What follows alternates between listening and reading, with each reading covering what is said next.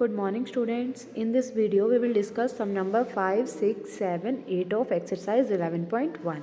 So sum number 5 is the area of a square park is same as of rectangular park. Area जो है square park का और rectangular park का क्या है, same है. If the side of the square park is 60 meter and length of the rectangular park is 90 meter, find the breadth of the rectangular park. हमें क्या गिवन है कि साइड स्क्वायर पार्क की दी हुई है 60 मीटर और लेंथ जो है रेक्टेंगुलर पार्क की वो 90 मीटर है और एरिया जो है स्क्वायर पार्क का और रेक्टेंगुलर पार्क का क्या है, सेम है, मीन्स इक्वल है. हमें बताना है ब्रेड्थ ऑफ रेक्टेंगुलर पार्क क्या होगी. तो सबसे पहले एरिया का फॉर्मूला पता होना चाहिए हमें. Area of square park, area of square क्या होता है, side multiply side, and area of rectangle क्या होता है, लेंथ मल्टीप्लाई ब्रेड्थ. तो हमें गिवन है कि एरिया सेम है, means side multiply side is equal to क्या होगा, लेंथ मल्टीप्लाई ब्रेड्थ. यहाँ से हम क्या फाइंड आउट कर लेंगे, इसकी ब्रेड्थ. सो देखिए, side of square park is equal to 60 metre, length of rectangular park is equal to 90 metre and area of square park is equal to area of rectangular park. तो area of square park का formula side multiply side, area of rectangular park means length multiply breadth. तो side हमें given है 60, तो 60 multiply 60 is equal to length हमें given है 90 और breadth हमें गिवन नहीं है, सो हमने ब्रेड्थ को ब्रेड्थ ही रहने दिया. तो 60 multiply 60 is equal to 90 multiply breadth. तो 60 मल्टीप्लाई 60 क्या हो जाएगा, 3600 is equal to 90 multiply breadth. तो ये 90 जो है यहाँ मल्टीप्लाई में है, मल्टीप्लाई में है तो लेफ्ट हैंड साइड पर आएगा तो क्या हो जाएगा, डिवाइड. तो 3600 बाय में 90 इज इक्वल टू क्या आ गया, ब्रेड्थ. जब इसे कैंसिल आउट करेंगे, 0 कैंसिल आउट, 9 1 ज़ा 9, 9 4 ज़ा 36 एंड 0, तो क्या आ गया, 40 मीटर क्या आ गई, इसकी ब्रेड्थ आ गई. ठीक है, तो हमें ब्रेड्थ फाइंड आउट करनी थी, ब्रेड्थ क्या आ गई, 40 मीटर. ठीक है. Sum number 6 is a wire is in shape of rectangle, its length is 40 centimetre and breadth is 22 centimetre. If the same wire is rebent in the shape of square, what will be the measure of each side and find which shape it closes more area. यहाँ हमें क्या given है कि एक wire जो है वो rectangle की शेप में है. ठीक है, रेक्टेंगल की शेप में एक वायर है जिसकी लेंथ है 40 सेंटीमीटर एंड ब्रेड्थ है 22 सेंटीमीटर.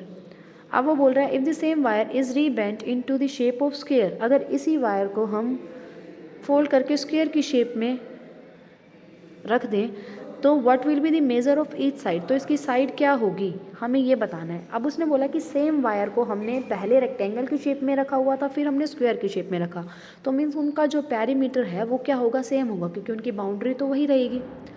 ठीक है, उसकी जो वायर की लेंथ है वो तो सेम ही रहेगी ना, और वायर की लेंथ क्या होगी, पेरीमीटर होगा. तो perimeter of rectangle is equal to क्या होगा, पेरीमीटर ऑफ स्क्वायर होगा. ठीक है. अब इसमें हमें गिवन था एरिया इक्वल है, तो हम लेंथ ब्रेड्थ साइड में से कुछ भी फाइंड आउट कर सकते हैं. तो यहाँ पर हमें गिवन है पेरीमीटर इक्वल है, तो भी हम उसी वे से क्या कर देंगे, साइड को फाइंड आउट कर लेंगे, क्योंकि लेंथ और ब्रेड्थ हमें गिवन है. ठीक है, तो यहाँ पर गिवन है length of rectangle is equal to 40 centimetre and breadth of rectangle 22 centimetre and perimeter of square is equal to perimeter of rectangle, क्योंकि सेम वायर से ही हमने रेक्टेंगल बनाया, सेम वायर से ही हमने स्क्वायर बनाया, तो उनकी बाउंड्री सेम होगी. बाउंड्री सेम होगी तो क्या हो जाएगा, पेरीमीटर सेम होगा. अब पेरीमीटर ऑफ स्क्वायर क्या होता है, 4 multiply side, perimeter of rectangle होता है 2 मल्टीप्लाई लेंथ प्लस ब्रेड्थ. तो 4 multiply side is equal to 2 multiply length है 40 एंड ब्रेड्थ है 22. तो 40 प्लस 22 क्या हुआ, 62. 62 को 2 से मल्टीप्लाई जब हम करेंगे तो क्या बन जाएगा, 124. तो 4 multiply side is equal to आ गया 124. तो साइड की वैल्यू क्या आएगी, 4 से डिवाइड कर दें, क्योंकि यहाँ पर 4 मल्टीप्लाई में है, तो राइट हैंड साइड पर जाएगा तो क्या हो जाएगा, डिवाइड. तो 124 बाय 4, इसको सॉल्व आउट किया तो क्या आ गया, 31 सेंटीमीटर. तो साइड ऑफ स्क्वायर क्या आ गई, 31 सेंटीमीटर. ठीक है, स्क्वायर की साइड आ गई. अब उसके बाद हमें बताना है which shape encloses more area, किस शेप का ज़्यादा एरिया होगा, मीन्स कौन सी शेप जो है ज़्यादा एरिया कवर कर रही है. तो हम दोनों का एरिया फाइंड आउट कर लेंगे. एरिया ऑफ स्क्वायर क्या होगा, साइड मल्टीप्लाई साइड, साइड हमने 31 निकाली है, तो 31 मल्टीप्लाई 31 क्या आ गया, 961 सेंटीमीटर स्क्वायर. एरिया के यूनिट्स में स्क्वायर आता है ना. तो एरिया ऑफ रेक्टेंगल क्या है, लेंथ मल्टीप्लाई ब्रेड्थ.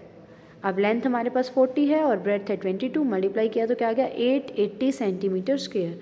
दोनों का एरिया फाइंड आउट कर लिया. अब हमें बताना है किस शेप में ज़्यादा एरिया आएगा. तो फिर 961 सेंटीमीटर स्क्वायर ऑब्वियसली ज़्यादा एरिया है, तो हम क्या राइट करेंगे, स्क्वायर. ये स्क्वायर का है 961, तो square encloses more area than rectangle, square का एरिया रेक्टेंगल के एरिया से ज़्यादा होगा, ठीक है। Now sum number 7 is the perimeter of a rectangle is 130 centimeter. If the breadth of the rectangle is 30 centimeter, find its length and also find the area of rectangle. Perimeter given है 130, breadth given है 30. हमें पहले length find out करनी है, ठीक है। Length आ जाएगी तो उसके बाद हम एरिया भी फाइंड आउट कर लेंगे। तो यहाँ पर ब्रेड्थ गिवन है हमें, तो breadth of rectangle is equal to, breadth of rectangle क्या है 30 सेंटीमीटर, पेरीमीटर ऑफ रेक्टेंगल क्या है 130 सेंटीमीटर। पेरीमीटर का फॉर्मूला क्या होता है 2 multiply length plus breadth is equal to 130। So 2 multiply length as it is, क्योंकि गिवन नहीं है, ब्रेड्थ है 30 इज इक्वल टू 130। अब ये 2 मल्टीप्लाई में है, वहाँ जाकर क्या हो गया डिवाइड हो गया, तो 130/2 क्या बन गया 65। So length plus 30 is equal to क्या आ गया 65। अब 30 यहाँ प्लस में है, राइट हैंड साइड पर जाकर माइनस हो जाएगा, तो लेंथ की वैल्यू क्या आ गई 65 minus 30 which is equal to 35 centimetre. तो लेंथ आ गई 35 सेंटीमीटर। अब लेंथ आ गई है तो हम एरिया फाइंड आउट कर सकते हैं। So area of rectangle is equal to length multiply breadth, length है 35, ब्रेड्थ है 30, तो 35 मल्टीप्लाई 30 क्या हो जाएगा 1050 centimetre square. So area of rectangle is equal to 1050 centimetre square. हमें जो भी चीज़ गिवन हो, पैरीमीटर या एरिया, उसका फॉर्मूला अप्लाई करके हम फाइंड आउट कर लेंगे लेंथ, ब्रेड्थ या साइड, जो भी हमें फाइंड आउट करना है, ठीक है।